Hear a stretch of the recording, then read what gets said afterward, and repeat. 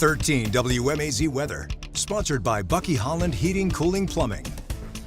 Well, sunset on the way, and it should be a good one. You know, actually, when we have no clouds, it's still pretty, but if you really want to get some color there once it goes down with the sun banking off of something in the sky, you have to have some clouds out there. So we may get a pretty good little color show out there. 75 in Perry, and that seems to be kind of a pretty common number you'll see on the board. I'm going to say low 40s. Again, we're kind of stuck in this. Do we go with what the models are saying or just go underneath it? I'm already going underneath it with 41. Some of them are putting in mid 40s for tonight.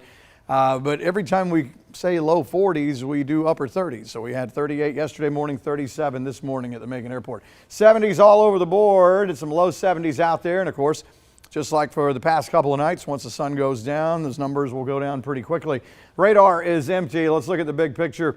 More of the same thing, and even a bigger picture shows more of the same thing. So a lot of folks enjoying some awesome weather. You know, it got cool there kind of quickly over the past week or so.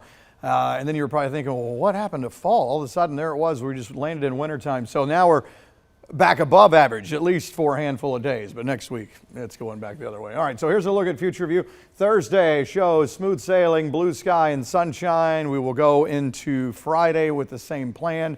This takes us into Friday afternoon, where still sunshine, maybe a few clouds is the rule. And then as we head into, this is Friday night, late night. So past couple of nights, I've been saying, you know, those long range models are trying to put something overnight Friday night into early Saturday morning. And technically, this rain chance does not belong to Friday. This is all Saturday, but it would be kind of overnight unless you're an early bird. Here's Saturday morning, 5, 6 in the morning.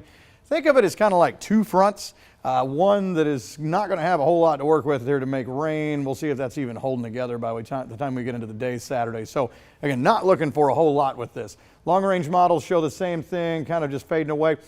It's still trying to throw a sprinkle still around. Not so sure that's going to happen. And then there's a secondary push right here.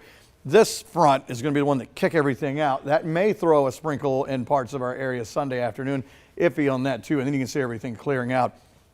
Ooh, then we're talking about the first freeze coming in. It could be some 20s on the board. How about that? All right, so here's a look at the overnight into tomorrow morning.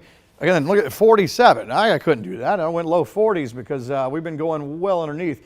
Upper 70s tomorrow. We'll see if we hit 80 south. And there's a look at 50s. Could have 40s still Friday morning, Friday afternoon, still with the upper 70s. So, yeah, nice and warm for the next handful of days. And then once that other front rolls through, boy, it drops like a rock.